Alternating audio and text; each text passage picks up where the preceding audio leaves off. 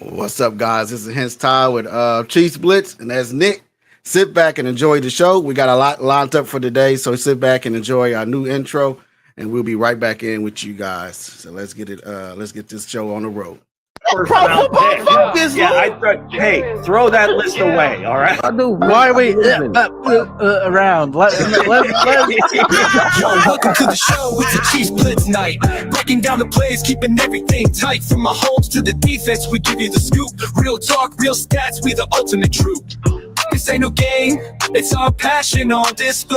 The baby Chiefs himself. Blitz podcast, real fans unite. Every touchdown scored, we ignite the night. From tailgate chatter to post-game debate, we love our Chiefs, yes, never too late. I would even bring NBS back in the middle of the season. Are you ready for the best Kansas City Chiefs insight? Welcome to the Four Guys in a Bar, sponsored by ChiefsBlitz.com, presented by UnderdogFantasy.com. Here's your Chiefs Blitz host, Nick Athan, with Lou Montagna, Andre Tillman, and Hense Todd. Welcome to the next edition of Four Guys in a Bar. I'm your host, Nick Athan, alongside my partner, Mr. Hense Todd with Bowtie Sports. You can check out the show every Saturday night at 6 o'clock Central Time as they talk all things Kansas City sports. And hence, the weekend is past. The new week is ahead. The NFL Combine begins. But before we get to the other guys on the show, let's talk about our first sponsor right now. Play now in Missouri. If you're looking for a great fantasy game, we've teamed up with UnderdogFantasy.com. You can play $5 and get $50. You can use the special promo code Chiefs Blitz. The game is available in 33 states. Check out the availability map. You must be 18, 19, or 21 years older to play, but it's an outstanding game. The app is very simple. You can deposit and get up to $1,000 in bonus cash for new customers, and make sure you use the Chiefs Blitz code, and so you can register to start playing this amazing game. Play Pick'em on Underdog. You can, with all your favorite NBA players, James, Curry, Ball, anybody and everybody who's in the NBA, you can play higher or lower. It is an amazing product. It's very simple to use. If I can do it, anybody can. And just make sure when you log on to UnderdogFantasy.com, make sure you use the code Chiefs Blitz. That's right. Underdog Fantasy, available in 33 states, especially here in the Missouri area. You can check out this amazing game. They've got a set couple options for you. But for new customers, you can make an initial deposit, get up to $1,000 in bonus cash, and you can play this wonderful, wonderful game. And right now, the NBA is hot. Who's better, Tatum or James? I tell you, the Lakers looked awful good the other night against the Denver Nuggets. So who knows with that recent trade.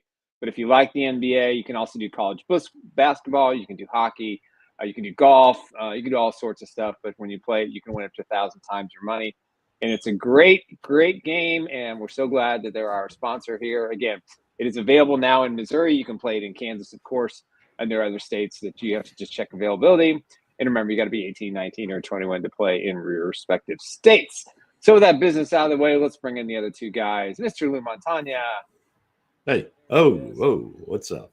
Coach Andre Tillman. What's that? Joining us here at the Four Guys in Bar podcast, again, presented by ChiefsBlitz.com, your number one source for Chiefs news, information, and analysis. I have two questions before we even start. All right. Okay. Question one. So with the new intro, Nick, how do you feel about having to live with "you're good, bringing MVS back" if you have to? I hate it, but that's okay. You know, I thought of all the things I've said. You choose that. Yeah. You choose that one. Question number two. That was adjust my football IQ a little bit. Coach, when does the new album come out? It comes out Combine. Like, as soon as the Combine gets started, you're going to hear me break it down, man. Yeah, Coach Dre's the breakdown. I don't know, for any of you all that check out Facebook and so forth, Coach throwing up the black and white version of a self-portrait. Stop, Lou. Stop it, man. Stop it, man. You know what I'm Coach saying? Loves himself some Coach. Hey, you got to love yourself. Yeah. You got to love yourself. Oh, yeah. It's a very good picture, though. I mean, seriously. I mean, no kidding around. That was next level, man. That's appreciate it. That should be your Tinder cover page. Should call him we can call him McDreamy. Y'all funny. Yeah, so with that said, with that said, we want to give a shout out to all the blitzers out there for the 10K following. Go ahead, Nick. Yeah, we want to thank everybody. We hit 10,000 followers on our Chiefs Blitz Twitter account. We couldn't have done it without you. We appreciate everybody who has been patient with us, worked with us, enjoys the content that we put out. Again, you can check us out on Twitter. Make sure you subscribe to our YouTube channel. We're on Instagram, Facebook. We just appreciate everybody. 10,000 too. And Casey Mango, Anonymous Mango, who runs our social media platforms. Congrats. You worked your tail off to make that site grow. Yes, he did, and man. we appreciate all that you do for us here with Chiefs Blitz and all of our various stuff. So big shout out to Mango, who's probably nodding his head right now and probably giving us a clap and saying thank you. But no, you deserve all that credit. You kick some ass and we appreciate it. On to 20,000. That's the next plateau. And hopefully we'll be able to get there soon. But with that said, guys, hey, weekend's over. NFL Combines, as I mentioned at the opening, are here.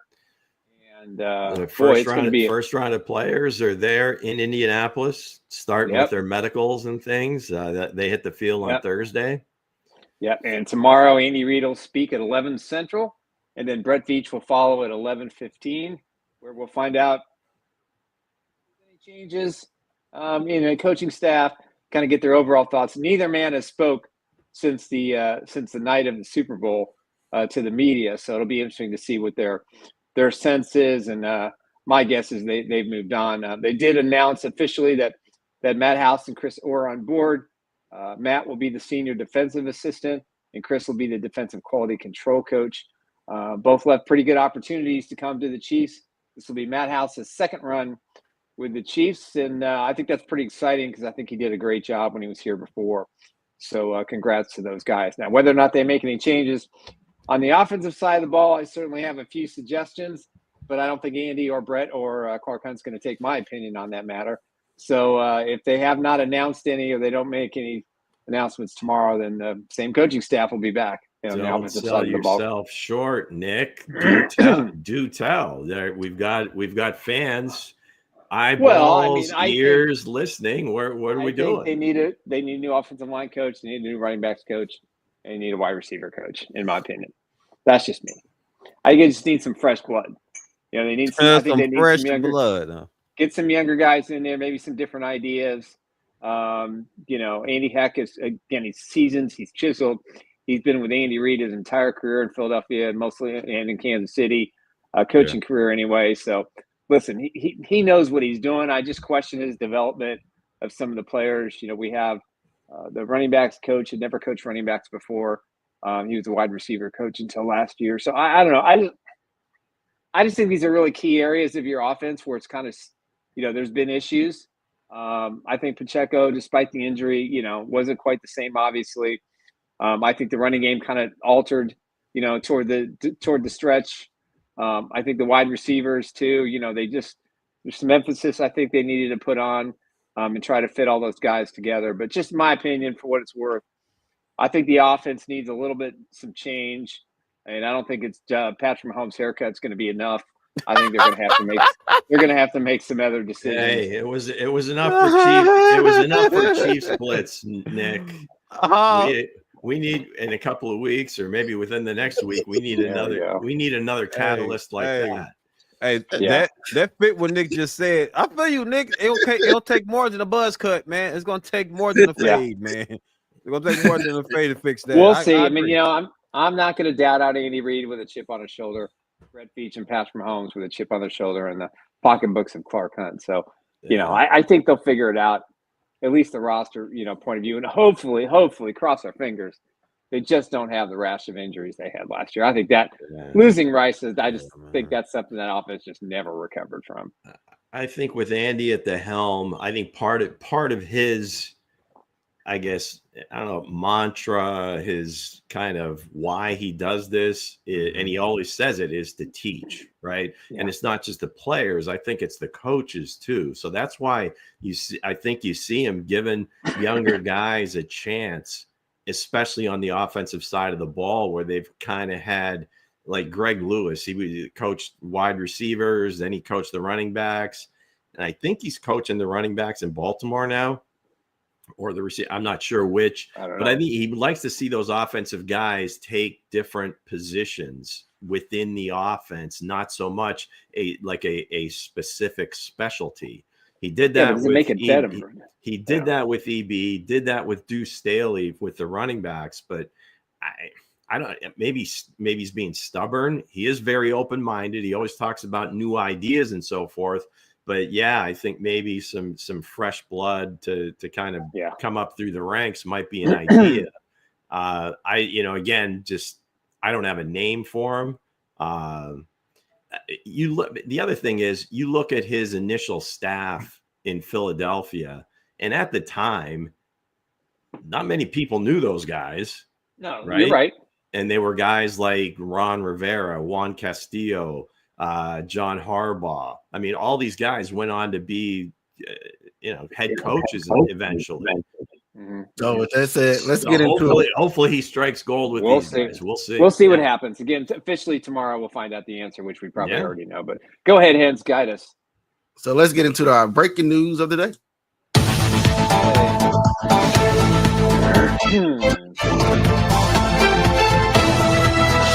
on early and the baby on often. Let's go. There it is. According to the fan 965 and my friend Bob Fesco, who actually bought my house, he and his wife, so I appreciate that. The Chiefs are leaning towards a move to Kansas, and it's gaining momentum. By the time November rolls around, ground will most likely have been broken in the state of Kansas, if that is the direction they decide to move in. So basically the latest news is this. The state of Missouri has proposed another vote, which will be in November, which is going to be too late. Right now, where the situation looks is the Chiefs have a mega offer in Wyandotte County where they own quite a bit of the potential land, meaning the Chiefs, or have options on the land that expire at the end of March. So with that said, how do you guys feel about the Chiefs perhaps moving to Kansas? Nick, go for it. That's what I'm saying. I'm trying Nick to about to go spill right into it. Go ahead, Nick. No, I was waiting to hear a little bit more information.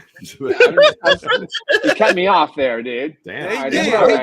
He did. All right. That's all right. So basically the options run out the end of March, and the Chiefs have to either purchase the land or they lose the land.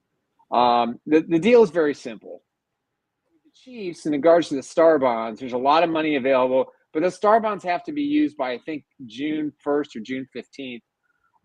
If they're used, then they can be given to the Chiefs.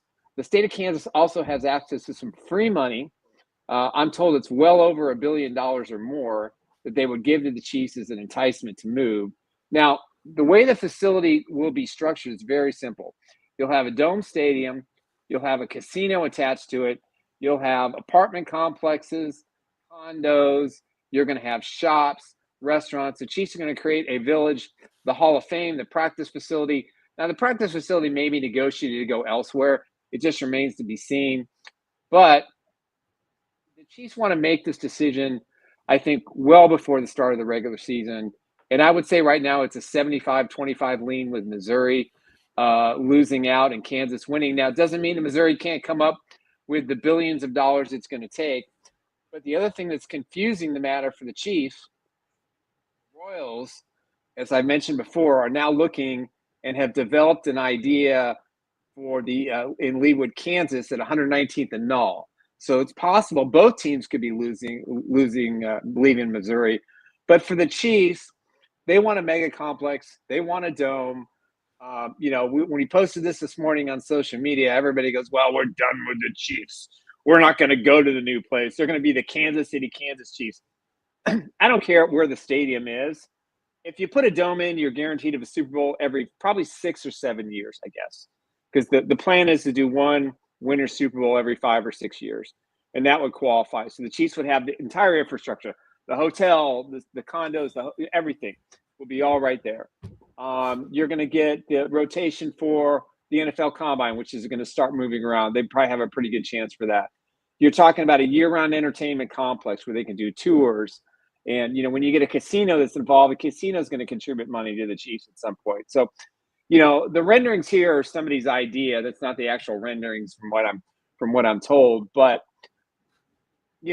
I think for the people upset in Jackson County, you know, the stadiums were supposed to go in the River Key or the River Market. That's where they were supposed to go. And Roe Bartle had a congressman who owns some land, and that's why they went to the Truman Complex. If they'd have gone downtown where they initially were supposed to go, all this would have been a moot point. They would have both had brand new stadiums down there. It would have been great.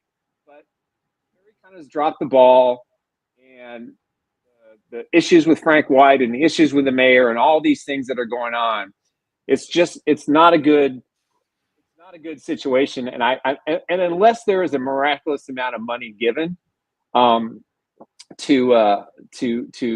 Missouri to the Chiefs, I don't see it. And the same goes for the Royals. And asking Ken's question, it is not my understanding there's a sliding roof at this point. But I think Clark Hunt made it pretty clear even at the Super Bowl. Leave some meat on the bone for everybody else, Nick. I'm just giving my opinion. Well, I'm trying to explain the situation. I didn't know any of that stuff. So me either. Okay, that's all right, Vince. Correct me if I'm wrong, because I know you're a denier. It's okay. Yeah, I know. Yeah, I am a denier. We're going denier. We're going. You cut this man off. You go ahead and speak then. Cut me off. I was just trying to explain it. Go ahead and speak then. Go ahead. I'm with the other guys that's in the chat on social media right now on the Chiefs Blitz that's making this thing collect a lot of buzz on Chiefs Blitz right now. Hey, if you move to Kansas, I understand that you want to do this and do that, but hey, they ain't even doing nothing with the speedway out there. That's been built and hardly be used. You know what I mean? They can't hardly get nobody to show up at Children's Mercy Park. So if you're gonna move the kingdom and mess with history, man, I don't know. I'm a guy. I'm a history guy. I love history. If it hits like Lambeau, you know what I mean? Them type of places, I don't think they need to be messed with. You know what I mean? So if it's there, it's there. You know what I mean? So if the fans love it, hey, you got, I won't mess with it. His dad built it, he left the key to him, and it's something that Lamar, Lamar Hunt built a statue out front. If he was still living, I don't think that this will be in the talks. I don't think there will be even nothing discussed. I don't think this will be talked about at all. So with that said, if you agree with me in the chat, I know a lot of people do, but hey, we are Kansas City, Missouri Chiefs, and we are destined always going to win. You don't raise your hand, sir. You don't have nothing. Let me break down your scenario. The boogeyman stadium is over. The boogeyman aura is done. It's been deceased. Move on to Kansas. It's time. It was shattered. It was shattered. It happened for a reason, Bo. Moved on to boogeyman. New haircut, new stadium, man. I have another question. Is that a necktie under a hockey sweater? Yeah, man. I got very nice. Hey. That could be a fashion trend none of us knew was coming. All right, listen. Now, again, I'm not from Missouri. I'm not from Kansas, so that's why I just want hearing the information. And I'm sure you've said that before, Nick, but it's not at front of mind for me as far as where the Chiefs play. It's constantly changing the information, so I'm just trying to. From a historical perspective, yeah, I can see what Hense is saying, but also for Clark's perspective, you think about it, it's. Maybe he feels like this was all given to him and he's kind of been a caretaker, right? So that's a good point. That's a really good point, actually. Building a new facility, a new village, if you would, just a whole new look and feel to the Chiefs may be part of the legacy that he wants to leave. And it's not just Lamar. And maybe Lamar would be all for that, saying, wow, the kid grew a set and now he's building his own thing. Well, and he doesn't have to pay for most of it. So awesome. And I think that's a really good point, because I remember. I mean, I've told the story before when Derek Thomas was introduced into the NFL Hall of Fame back in, I don't know, what it was 2008, 2009. I was there, and Clark had just kind of taken over things, and he goes, he looked at me, he goes, I hope I can bring just one Super Bowl to the team like my daddy did. And he is, since he hired Andy Reid, he has completely changed the fortunes and the trajectory of the Chiefs. It's now his team, clearly. And I think you make a great point. I never thought about that before, and I'm going to steal it in the next article I write. Is that? Well, you can always quote me, Nick. Yeah. I think that's a really good thing. Here's his legacy for his family, for his daughters and his son, and that lineage and era, whoever's going to succeed Clark. And I think what's important to remember here is that I get Hense's point, and listen, this will not be the same thing. You cannot rebuild the sight lines that Arrowhead has. It's impossible. It's absolutely 1,000% impossible to be able to recreate what I think are some of the best sight lines in any stadium. So it's going to be different. It's going to be more pitched at the top because they're going to have to do, because structurally speaking, if you're going to put a roof on, you got a lot more pressure coming down. So there's a lot of things that we'll have to do. And I was involved with Populous at the time when they were doing the renovation for Arrowhead. So I got a lot of really interesting insight. And I'm assuming they're going to be the people who are going to build the stadium. But again, I get Hense's point. It's got history. The problem is you just can't build enough around that infrastructure at Arrowhead. And you don't want to wait till 2031 till the Royals Stadium is demolished to start building around it, because Mahomes is going to be 36 years old. Yeah. Versus having a new stadium by the time he turns 34. That's right. Makes a lot more sense. So I think this has a lot to do with Patrick Mahomes and getting as much out of him as humanly possible, just like they did with Tom Brady and the Patriots when they built that new stadium and all that infrastructure. San Francisco. Same thing. I think San Francisco. Same the thing. Niners. Yeah. So I mean, even the Packers have been talking about maybe doing something with the stadium, but at the end of the day, this is. Take with time, you, Hense. I don't disagree with you. It is just the inevitability of the arc of owning a franchise. Listen, you're going to get a new stadium. I mean, the Falcons have had 2 new stadiums. The Titans are going to have 2 new stadiums within the last 25 years. Mm-hmm. And the Chiefs it's probably something in the contract that Lamar Hunt left with his family. Like, hey, this stadium is not to be touched and not to be removed on any power. Unfortunately, that was not there. I can assure you of that one. Well, if you think about Lamar was like the ultimate disruptor in sports. I mean, quite frankly, before that term was really like made up, because how does he, and again, I mean, obviously he had partners. They had 8 guys, the Foolish Club.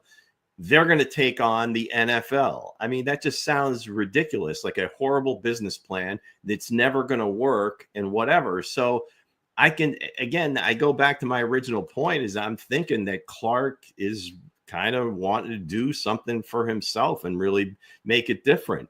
Now, to Hense's point, there's really only one cathedral left, and that's Lambeau Field. Imagine the uproar in Little Green Bay that by any metric, they should not have a professional sports franchise. I mean, the city is about as big as the size of the city that I live in. There's no way we could support an NFL team, let's put it that way, at the ultimate level. So that's really the only one, because you see, even the Bears, I mean, they're as old as Mrs. McCaskey. She just died, so I don't know if that's going to make a difference. That was George House's daughter, but they're going to build. Soldier Field was redone a few years ago. Yep. But it's still on the same spot. But now they're looking to move to the suburbs. So all these owners are just looking to capitalize on these franchises, because this is just an unprecedented amount of growth. Just about every one of these teams is taking on private equity. So that's a lot of free money for them at this point. And those people that buy in have like no voters' rights unless you're Tom Brady in Las Vegas. Yeah. But that's it. I mean, this is their opportunity to really make something special and something huge. So again, as an outsider, I could see if I lived in Kansas City, I would probably be with Hense. I'd be like, no tradition. Everybody wants tradition. Damn, that guys ain't lost. Being on the forward. Being on the outside. Man. You got to move forward, man. Being on the outside, forward thinking. I could see the business aspect of it is a no-brainer. You have no say. Shut up, sir. Hey, so we forward thinking. New haircut. Forward thinking. The boogeyman stuff is over. The boogeyman stuff is over. We want to talk about our new sponsor, Resell Electronics. They buy and sell all of your consumer electronics. For more information, we're going to roll tape. Run it. Save big on the hottest electronics. At Resell Electronics, we offer the best deals on new and pre-owned TVs, game consoles, cameras, plus so much more. With 2 convenient locations along Noland Road in Independence. Stop by and visit us today.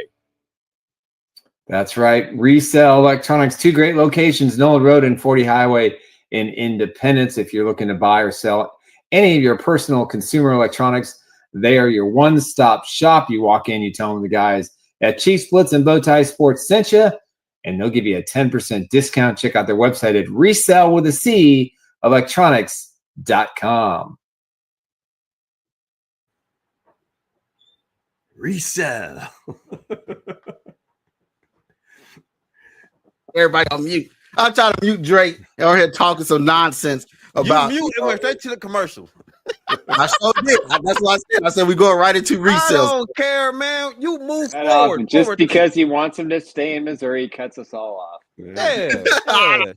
You sour. You still sour. It's okay. It's okay. Everybody in this comment section is still sour. It's fine. We got about 3 more weeks for Missouri to step up. That's so right. That's right. New fade, new stadium, man. Yeah. So let's get right into it. Should the Chiefs reunite with John Thornhill, with Jawan Thornhill, if Justin Reed departs? Juan Thornhill. Thank you. Lou. I concede to you, Hans. What do you think? Yeah, you first.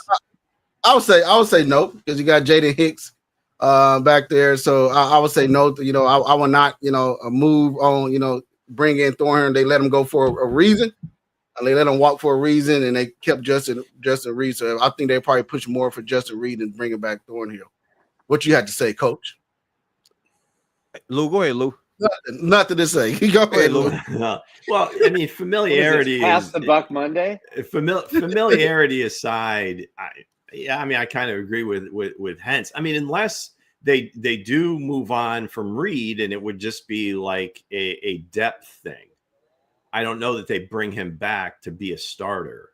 I wouldn't believe that that's why they would bring him back. If he doesn't sign in the first wave of free agency or something, and he's hanging around and you need some depth. Maybe you didn't get, a safety or a corner or like a hybrid guy in the draft, and you're just looking for depth, somebody that has been around, then maybe you do it. But I don't think that's like somebody that you jump on immediately and try to get him back. Nah, I wouldn't bring him back. I wouldn't bring him back, man. Not at all. But like I said, it depends on even if Reed does go, I still wouldn't bring Thornhill back. I still wouldn't bring him back. I wouldn't do it. So hell, Nick wants MVS back. Yeah, I want it. Well, okay, fine. I'm gonna live. Hell nah, man. I may pull rank and have that changed in the intro. But, pull that shit. It is so great. Just it's so well placed too. Show was perfect. Exactly. So Mango no receivers. So Mango says, so you just gonna roll with the 2 safeties with no depth. Yeah. I feel like they probably go ahead, Nick. Dang, let Nick talk. Dang. He's an expensive piece to add. He's got $9 million due this year. And the Browns are taking a cap hit and also a lot of dead money this year and next year to make him a June 1 cut. They got like $16 million in dead money. Don't give a and the crap Browns about obviously don't care about money. Yeah. So listen, I think he was a good player. Jimmy Haslam, not a great player. So if Hense is right, if in the second wave of free agency he's still out there, do I give him $3 or $4 million on a 1-year deal? Maybe so. Or even after the draft, but he's still fairly young. He's got some skills. He's played, I think at Virginia he did play some corner and safety. To answer Mango's question, no. I mean, you got plenty of guys there. I mean, I don't think they may not. I think the Nazi experiment at corner may be over. Done. So, he could certainly translate to one of those positions as a backup safety. You still got Shamari Connor. So, and there's plenty of stuff going, in terms of player acquisition at this point, right? I mean, you got the draft, you got free agency, you got like the second and third wave of free agency, right? Post June 1 cuts. So I don't think they would just say, well, no, we're just going to roll with these guys. So if he's available at that time and there's nobody else around, maybe. But there's going to be plenty of guys. As teams try to get under the cap, there's at least a handful of teams that are well over even the new salary cap number. So plenty of opportunities to get guys. So, yeah, I don't think he's good enough to say he would be on par with Justin Reed. So I agree with Hense. Diaz said, wasn't Najee a safety in college? Yeah, that's what I always had him projected as playing safety. Them putting him at corner was kind of almost like a wish, or they saw some of the quick twitch and so forth. But if you've never played the position, or not like at a high level, that is really hard to just walk into the NFL against the best athletes in the world at wide receiver and be like, okay, I can do this. There's maybe especially a late round pick. Yeah, it doesn't happen a lot. And everybody points to LJ, but LJ was a corner start at La Tech to begin with. He played safety with some injuries to other guys, and he went back to corner. So he was kind of went the other way. He went from corner to safety back to corner. So with that being said, Najee can play safety. So, I mean, he can still go out there and play a little safety. Yeah, he's still a great athlete. He could be a backup, great on special teams. So I think the depth at that position actually is pretty good. Yeah, I agree. So with that said, let's speaking of the safety position, there's a lot of people that's coming out this draft. So what are you guys looking at? What drill are you guys looking into at this mock draft? Looking forward to at the NFL Combine, Nick? Wow. Ooh, that's a good question. This is going deep. All right. Well, I could be sarcastic, and let's see if we have a Chris Jones part 2 or but no, I think for me, wide receiver. I still think wide receiver is important to the Chiefs. I don't know. I'm just being an ass. You've been a butthole. All right, I got you. I got you. Everybody was like, I'm just making fun. Chris Jones made a it was really funny what he posted over the weekend about the whole incident. But anyway, you can swipe that from Chris's IG, I think. I think wide receiver, because I do think the Chiefs are going to get another wide receiver. I don't think they're going to keep some of the veterans that they have, obviously. That's number one. Number two for me would be running back. They need a home run guy. If they're going to wait, Devin Neal. We're asking about drills. What combine drill? My bad. I'm not even paying attention. I'm sitting here thinking okay, all right.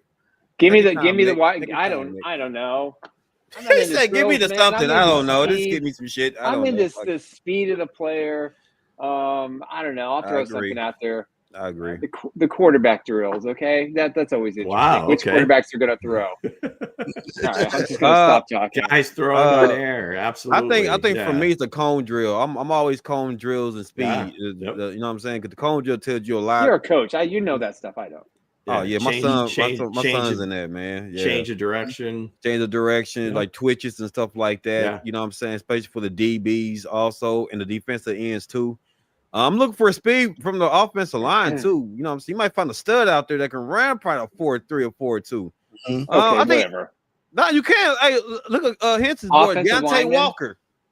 Runs about a 4.5, 4.6, big guy, 6'7". I said, God damn. That's something I look at. You never know. You never know. To me, the gauntlet is always fun to watch. I don't know how. I guess you can get something from it, and when the guys do it, they always say, "Well, we don't like the fact that actually, as soon as they catch the ball, they need to drop it because they're going to the next space." Which that's not a good habit to have, but it's really fun to watch because again, you do see the change of direction, you do see the speed after they break out and run down the sideline a little bit, but just for the hand-eye coordination and how quickly they react to the different passes. So I would say for me, just from an entertainment standpoint, it's the gauntlet. Epic. Love it. We got McDuffie, Watson, Connor, Hicks. We could put 44 at safety, Cam Jones. One of them, Texas Longhorns, volunteer offensive lineman, but no DBs, wide receiver, and yes to a tight end. So there you go. That's epic. That's a great picture. Yes. My drill I look for is more of the the 40-yard dash, the verticals.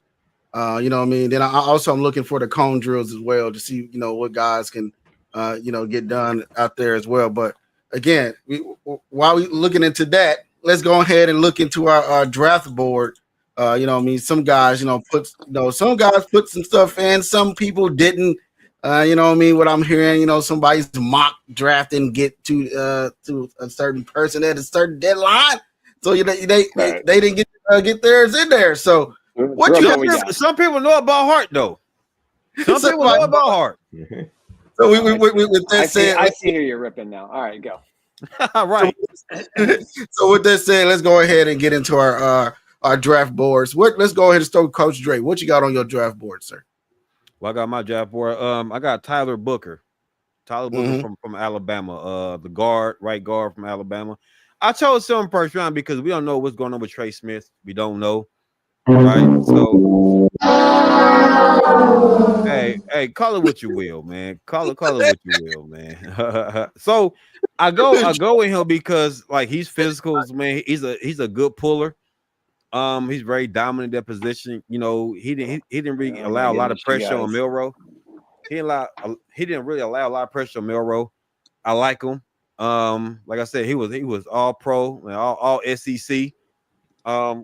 Good guy, man. Good physical, 6'5", 325, a good stud out there. You know what I'm saying? With good coaching, he could be a little better than what he was in college. So that's why I got him going number one. Let me see. My second guy, Jaden Higgins. Now me and both had this debate yesterday, and now I'm trying to tell him he's showing his guy Williams. You know what I'm saying? He's a gadget guy. Was my board, man. He's a big gadget guy. That's cool. But for me, Jaden Higgins to me reminds me of T. Higgins, man. He got great hands. He got great separation. Great acceleration. Like he just a 50-50 guy. A 50-50 guy I do trust. He about 6'5", 2, a guy that the Chief do need because the Chief doesn't have a guy like that, a body like that. So I said, well, why not? Go ahead and take him in the second round. To me, he's a second round guy. I'll take him on that position in that round. Then I got Aeneas Pebbles. Aeneas Pebbles from Virginia Tech. Short, 6 foot. I mean, the guy, he's very fundamentally sound at that position. Got a great spin.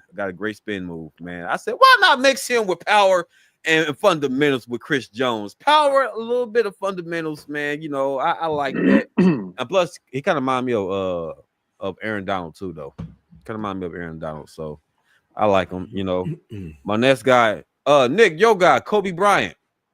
Again, Kobe Bryant. See, I wasn't sold on. See, I was told the second time we do a mock draft, you're supposed to do something different, but I thought we supposed to do something different, so we don't. Not necessarily.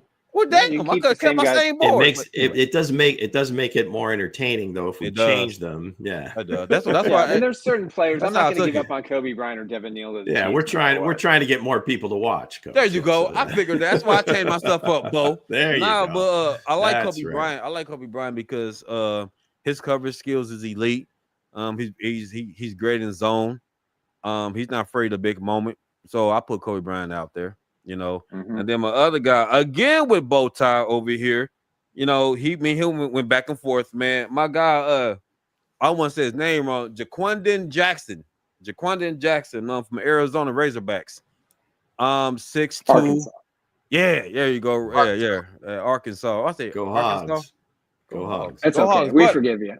I appreciate it, Nick. Thank you. So here's the thing with him. Coach he's Cap. like which I want. He's physical. To me, I believe he's an all-around back. He got good acceleration. He's very calm. Like he's a patient runner, a big guy, and he can catch out the backfield. So I like him. Freeway is giving you some love. Hey, hold on. Hey, Freeway didn't answer my phone call when I called him after the Super Bowl. So I don't want to hear nothing, Freeway. I don't want to hear nothing. Yeah, speaking of Freeway, because it came from a Cincinnati area code. That's why. Yeah, I bet it did. Who was his buddy that wore the shades all the time? That's my cousin Sam. Sam. Where's he been? He's been in my phone calls either. So Sam he's in Canada right now. So in Canada. Is he one of those people that said if Trump wins, I'm going to Canada? He's got a job up there. No. No, but honestly though, just kidding. Come on. Yeah, that's all right. Yeah, I'm loosening your cheeks, man. So here's the thing for me. I think for my board, man, I addressed the guard situation because we don't know about Trey Smith. They need a big guy, number one guy. I like Higgins because he's 6'5". I do like your guard that you picked for the Chiefs in the first round. You know what I mean, that you just from Alabama, right? Correct? Or Georgia? Yeah, Alabama. Yeah, the guard, Alabama. Yeah. All right, who's next? Now that he hasn't done his homework, we may have a mutiny if they go. Talk to Mango about that one. If they go guard in the first round, I think there's going to be a mutiny.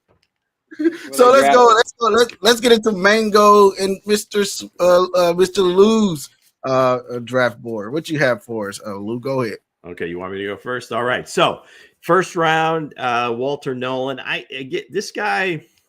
You know, I like Walter Nolan. Go ahead. Do it. You know, you do like the simulator, whatever, just to see like who's going to be available. I don't think he's going to be there at 31. He happened to be there, so like, I'm gonna grab the guy. Transferred from A&M, but he really transformed himself when he went to Ole Miss.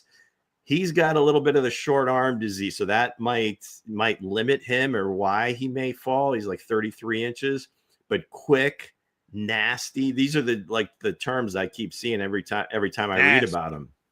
Quick, nasty, high motor, can play all along the defensive line. So perfect guy for Spags. And he really showed up. I mean, for what I watched Senior Bowl practices, he looked like he was unblockable. So for that, I like him a lot.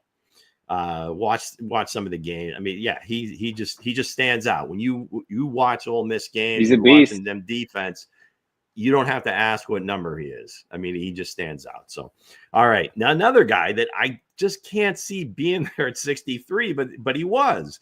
So, JT Tuimoloau from Ohio State. He's an edge player, 6'5", 4.6 speed. He's a first-round talent.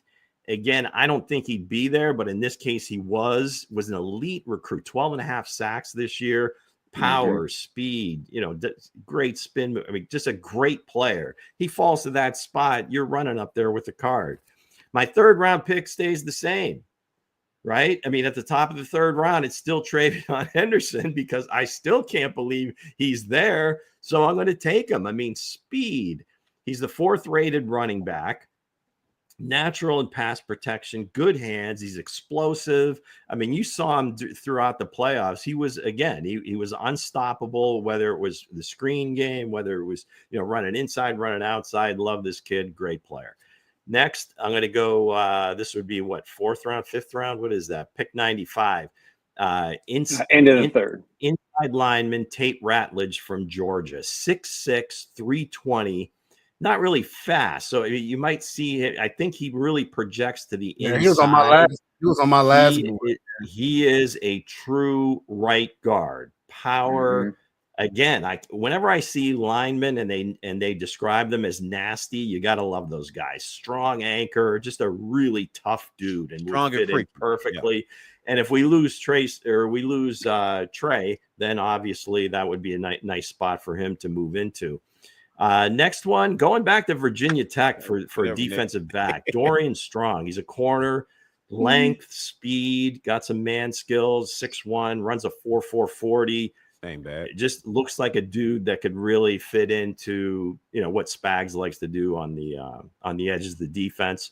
And then last, again, this is a guy, I don't know that he'd last this long, and I was going to ask Nick about him. I'd be surprised. Logan Brown. I like Logan Brown. Offensive tackle from Kansas. Logan. He is a 4-year guy, actually a 5-year guy. Played his first four at Wisconsin, 6'6", 312, runs a 5.0 at that size, which is ridiculous. 83.5-inch wingspan. I mean, just a prototype left tackle. Yeah. Needs to develop, though. I mean, he's not a guy that we're going to say, well, he's going to be our starting left tackle. Although on the Chiefs, he certainly could be because in the mix from day one. The other guys haven't really shown anything, but he has all the physical skills to do. Damn right he do. So again, he's kind of a developmental guy, but he was really strong. He would have to gain. I think he'd have to put on about 10, 12 pounds. I think. Yeah, they have him at 312. He's got the reach that Andy likes. He's got the athleticism. He's good in space. He's equally as good in pass protection as he in blocking. I would be shocked if he's there at the end of the seventh round. Right. That's what I'm saying. Yeah. That's why as I'm going through this and they're like players available. Hey, if like, he's there, that's a steal. There's no way. And I'm like, but he was. So again, you're kind of at the mercy of what the ratings are in that particular situation. I like that board. Good board. But as you look at them and just kind of read their bios, I think they kind of fit from the football part of it, but more so the character part of it, and just the guys that they like to get is the guys that love football and just don't have to be asked to do a lot of stuff. That loves it. Nasty, tough dudes. Freaky. Right. But speaking of Mango board, go over Mango board for us, Lou. Have you seen some of these guys? Well, we talked about Josh Simmons, and yeah, it's all about the medicals for him. So this is going to be a big week for him, because if he checks out medically, he's going to be probably a top 15 pick. If he was to slide and there was maybe just a slight injury issue that the Chiefs felt comfortable with, absolutely.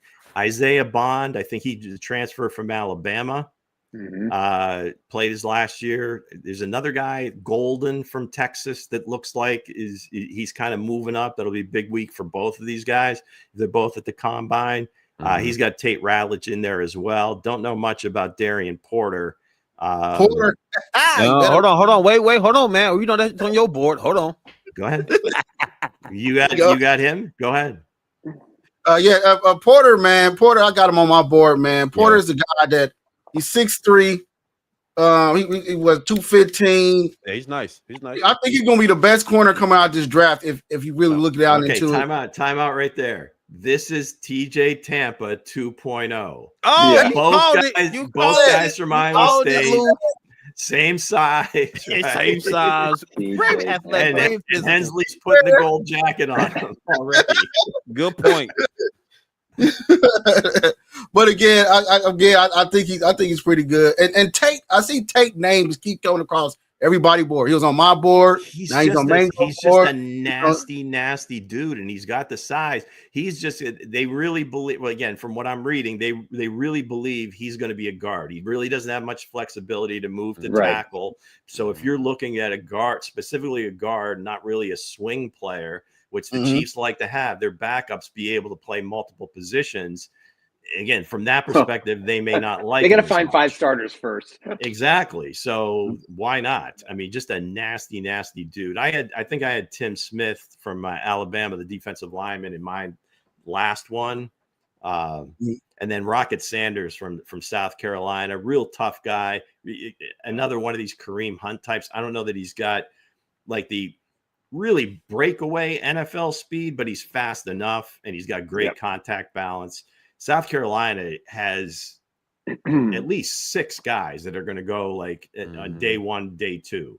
They had a really good team, and they came on at the end, had some early losses, but between those defensive linemen, Rocket Sanders, and some other guys, they're going to be represented well this year.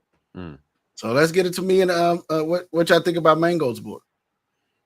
Not bad. Solid. If those, he's Simmons got a is the good key. pulse on everything. Simmons is the key right there. If he was to fall, that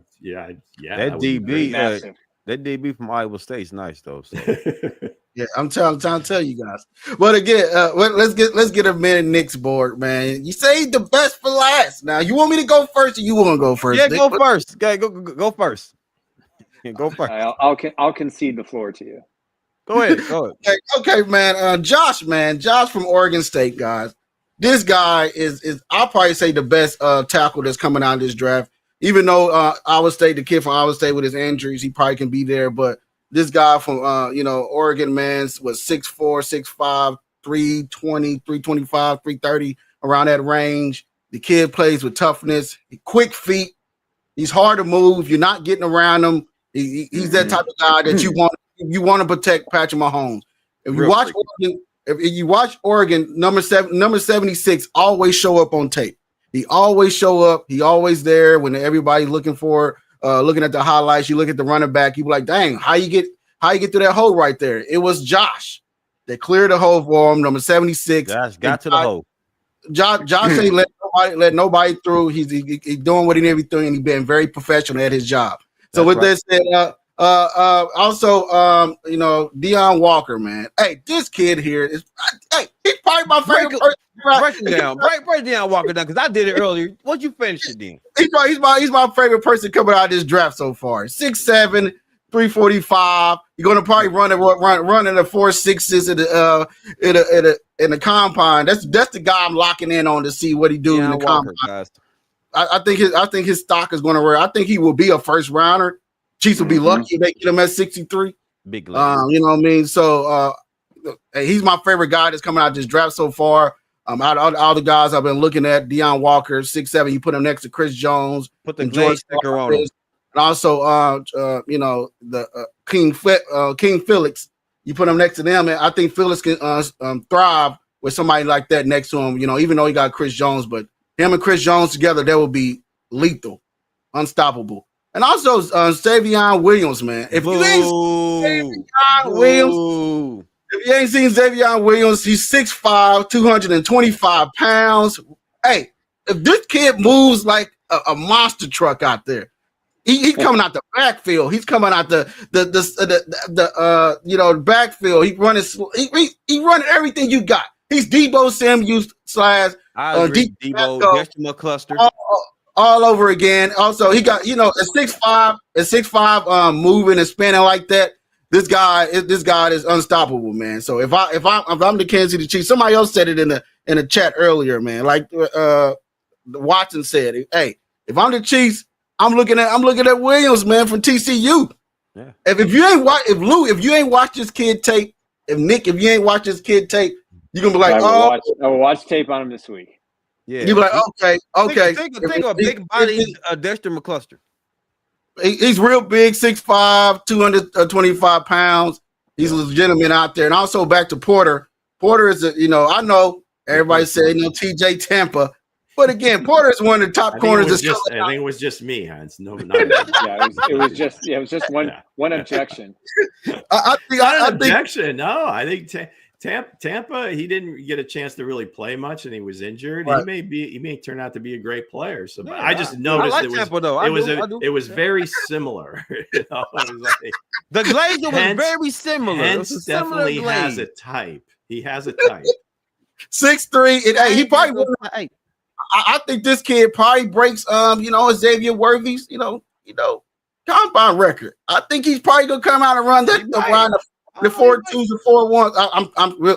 You shaking your head. You ain't seen him play yet, sir. So with that said, man, Porter's a good. And Gordon is second, but Oklahoma State. If the Chiefs get this guy, Isaiah Pacheco, put on your number 10s and pack up and go ahead and lead the building. If this guy, you sold on his running back. You sold on his. Yeah. No, he's really good. He's dominating. If the Chiefs there in the 4th round. He got knocked down. If he would have come out in last year's draft, he's probably like, 2nd or 3rd round pick. 2nd, 3rd round, yeah. I think between injury and just the fact that Oklahoma State kind of just fell off the face of the earth. Injury prone too, man. That's crazy. Injury prone guy. He took the coin to stay another year, and that was a mistake. Yeah. Sometimes you gotta go when it's hot. Also, he won the award for best running back this year in college. So, even though Boise State, it was him between the guy and Boise State, I think he took an award, something around that range for best running back or something like that coming out. Then Theos Jr. from the Heisman. But one or two. So we're talking about running back. Yeah, but Theos Jr. from Mizzou, man. Hey, if you looking at him, man, hey, he could be there in the 7th round. That would be a steal as well. He's a big body. He's more of a possession receiver that's coming out this draft, and the Chiefs, probably more of a D-Hop type. He ain't gonna break away with his speed, but he got the hands and he got the route running. And he's always a 50 guy. Good hands, 50-50 guy. You trust throwing the ball to him. Right. So what you gotta say about what y'all gotta say about my list? D-. No, it's solid. It's cool. It's cool, bro. Playing 3 of those guys. I mean, I think they're hitting some home runs. Yeah, I think you're on point with most of them. I mean, Deion Walker, position-wise, yes. Now, Deion he's Walker one of those guys. If they show, I don't know if it's the simulator or whatever that they they must not like him, but he's arguably a first-round pick. Connerly might go much higher than that in the first round because, like you said, if he's the best tackle, he ain't sliding to 31. I mean, there's no way. So yeah, I mean, if they were able to get those two guys, forget about the rest of the draft. I think you win, right? But no, I mean, Ollie Gordon's got skills, sure. Yeah. I mean, there's actually I understand like 7 or 8 running backs you could certainly see. I told Mo that yesterday. It's a lot of running backs. Now, again, it depends. Do they get pushed again? Are teams starting to look at it differently? That seems to be, in the media because of Saquon and Derrick Henry and Josh Jacobs and all these guys that flip teams. They got paid and they were arguably MVPs of each of their teams. So we'll see how that'll be the interesting thing during the draft to see where these guys go. But if you can get a guy like that in that spot, again, that's that's found money. Hey, real quick though. Looking at all these running backs, look at the line they're running behind. That's what I look at too. Look at the line they're running behind, man. You know what I'm saying? Yeah. That's what I'm looking at right now. I said, damn, yeah, they're good, but the holes and shit, like the guards and the tackles, man, you gotta show them some love, man. Gordon ripped the best run defense in college, in all college football. Was it at Cincinnati? Tore them the shreds, man. And hey, I'm just saying. Hey, he also had a pretty good offensive line last year. Not as much last year as the year before. He had a pretty stellar offensive line. He had some all there. Like Nick in Kansas. Same thing in Kansas. Kansas offensive line is stout. You have to have a very good offensive line for these running backs. Hell yeah. So what about your board, Nick? Go ahead. All right. Well, I kind of went a little different direction on a few picks. Colston Loveland, the tight end out of Michigan. I think the Travis Kelce will return for one more season. I'm not saying he's technically the heir apparent, but he just catches everything thrown to him. He runs great routes. He's physical. I think him and Travis Kelce and Noah Gray would be a terrific combination. You got Jared Wiley coming back in October. I just like him. I just like him. I think he didn't get thrown the ball, I think, enough at Michigan, but I think under Patrick Mahomes he'd be a solid addition. Jack Sawyer, the defensive end from Ohio State. Yeah. He's kind of like I'm getting that point, at the end of the second round, and I'm thinking, okay, what's the best program? What's the best fit? So he kind of fit my slot there as a guy that you can never have enough good pass rushers. And again, Mike Dana was injured last year. We didn't really see his best. George Karlaftis is basically playing in a contract year. Well, actually, the Chiefs will probably pick up his option, because he was a first round pick. So, and then I was shocked that he was still there. Cam Scadaboo, as much as I want Devin Neal, Scadaboo, whatever it is. You good? Some with a scatter. Everybody fell in love with this kid, and I go back to the first road Big 12 game for Kansas, and he just tore him up. And the Jayhawks had a pretty good defensive line and a really good secondary, and they couldn't stop him. And you look at the bowl game and the playoffs, the way he played. I mean, he basically carried that team on his entire back, running, catching, throwing. The guy can do it all. Now, I don't know his speed times. It'll be interesting to see what his run is at the combine. But for a guy that is kind of a jack of all trades and a guy that's not going to turn the ball over and is going to make plays for you, I just love his energy. I don't think he's the breakaway threat this offense needs, but he's a better version of, I think, Kareem Hunt coming out of college, kind of like the same type of player. But he's got a lot more. He's got more size. He's a little thicker. I really like him a lot. Jared Wilson inside. Lineman, again, kind of the best school, the best fit. The Chiefs have to add depth on that line. Holland Pierce from Rutgers, I like him. He's got great size. It's Rutgers. It's not a terrific program. But I just, as a project offensive tackle, I think I think he'd be a good fit for the Chiefs. And then Shiloh Sanders, bring in the safety from Colorado. I probably looked at about 9 boards and just tried to get everybody's opinion on him. And most people had him either not drafted or the end of the 7th round. So I thought, well, what the hell? The Chiefs need depth at safety. You get a name guy. I think Shiloh's got some skills. I would love to see him in a Chiefs uniform. I think that would be terrific. And as a backup safety, special teams guy, I think he'd be a great pick. So he would be one of my favorite 7th round picks for the Chiefs. So with that said, that was our mock board of the Monday, guys, and I hope you guys loved it. We loved it. Some of us came with our boards, some of us didn't. Some of us put too much love on a player. You know what I'm saying? You put too much love on them. Some of them did. Hey, listen, after this week, trust me, on Monday's mock draft, next Monday it's going to be different because we're going to watch all these guys at the combines, and you're going to get all these glowing reports. You're going to get all this Chiefs. Oh my gosh, we're going to have to. With this guy. Yeah, so that's kind of why we do it every Monday, just because it's constantly evolving, and quite honestly, it's a lot of fun to do mock drafts, and why not? What the hell, right? Yeah, man. What the heck, right? You know what I mean? So before we close out, what's the three players that y'all watching at this combine? Like the stock to rise or fall? Who's going to fall, and who numbers are going to be there, Lou?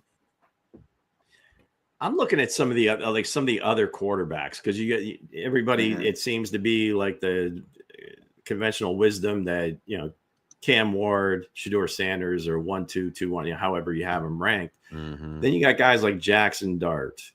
You got guys like Riley from Notre Dame. You got and I can't ever remember the kid's name from Ohio State, but our guy that transferred from Kansas State. So I'm looking at some of the other quarterbacks and see just kind of how they carry themselves. You're really not going to get a whole lot in terms of watching them throw on air and all that, but you just kind of just watch how they interact with the group and just kind of what the scuttlebutt is about some of the meetings they have with teams. You want to see how fast some of these running backs really are. You got guys like Dylan Sampson. I don't know if Genty's going to run. Who are the guys that we had? Travion Henderson. I mean, he's supposedly a 4.4, 4.3 guy. Let's see how fast he is. So those are kind of some of the names that I'm looking at: running back speed and some of the quarterbacks that aren't named Cam Ward and Shedeur Sanders. I'm looking for Higgins, man. My guy Higgins from Iowa State. I want to see what he's going to do, and also I'm looking for the young man Xavier from Miami Hurricane, the slot receiver. I want to see what he can do, because he showed some flashes on the tape, so I'm definitely looking at him too. Yeah, I think for me, only got 2 people. No, only got 2 right now. I'm gonna keep this on a Kansas Jayhawks level. I want to see kind of how Devin Neal does. Whether he's a riser or a faller. Kobe Bryant, is one of my favorite cornerbacks in this draft, and Mello Dotson as well, another cornerback.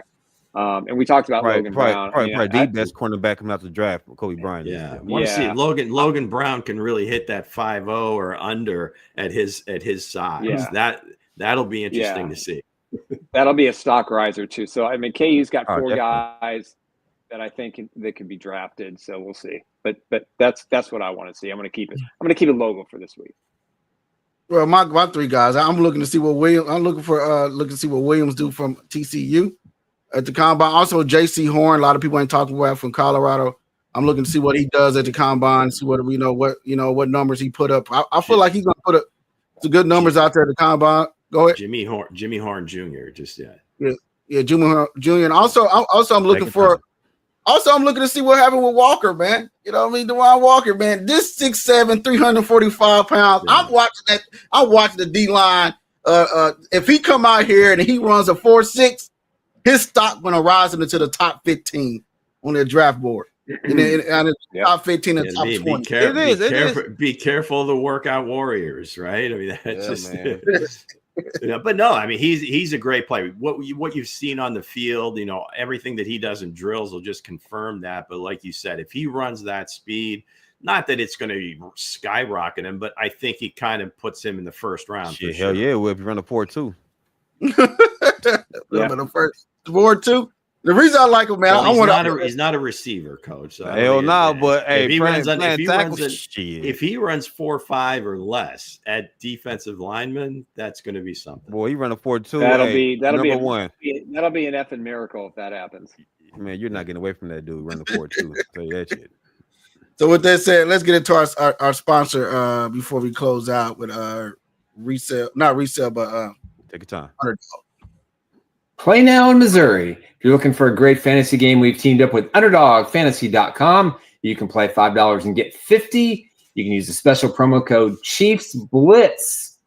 The game is available in 33 states. Check out the availability map. You must be 18, 19, or 21 years older to play, but it's an outstanding game. The app is very simple. You can deposit and get up to $1,000 in bonus cash for new customers, and make sure you use the Chiefs Blitz code, and so you can register to start playing this amazing game. Play Pick'em on Underdog. You can, with all your favorite NBA players, James, Curry, Ball, anybody and everybody who's in the NBA, you can play higher or lower. It is an amazing product. It's very simple to use. If I can do it, anybody can. And just make sure when you log on to UnderdogFantasy.com, make sure you use the code Chiefs Blitz. All right, that is our new sponsor, UnderdogFantasy.com. Make sure you use the promo code Chiefs Blitz. Here's the availability map in 33 states.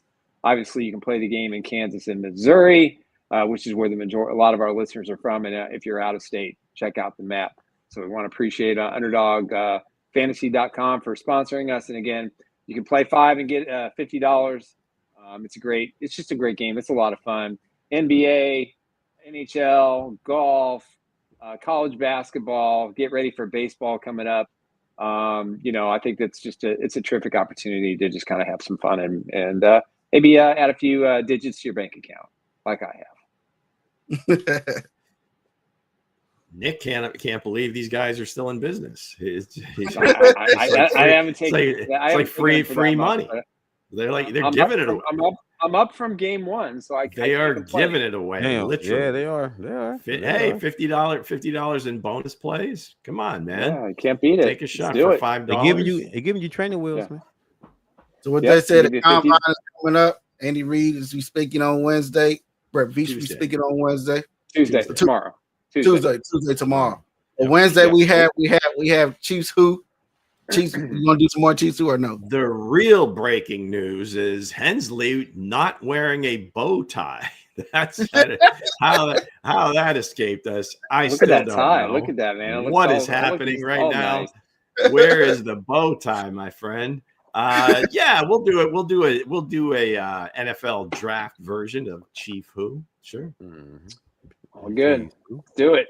Yeah, man. So what they said, guys, we'll see you guys Wednesday. I hope you enjoyed our mock draft. Go ahead and we'll post them on social media. There's more coming. Mock Monday, baby. Oh yeah, Mock Monday. Yeah. Look up the guys we have on. We'll make sure. Nah, don't do that. Don't do that. He talking about guys. Look up Williams, guys, and y'all let us know next show, or just let us know in the chat. Let us know, man. Leave a comment on Twitter, whatever, because he keeps glazing Williams. Brett Veach glazing Williams, man. Brett Veach said he wanted DK Metcalf. There you go, Williams, 6'5", 225 pounds, and running DK. just like that. Go look it up. DK. Yes, he is. He's way better than DK. So with that said, according to everybody's favorite account, Stephon Diggs on his way. Yeah. Oh. Nice.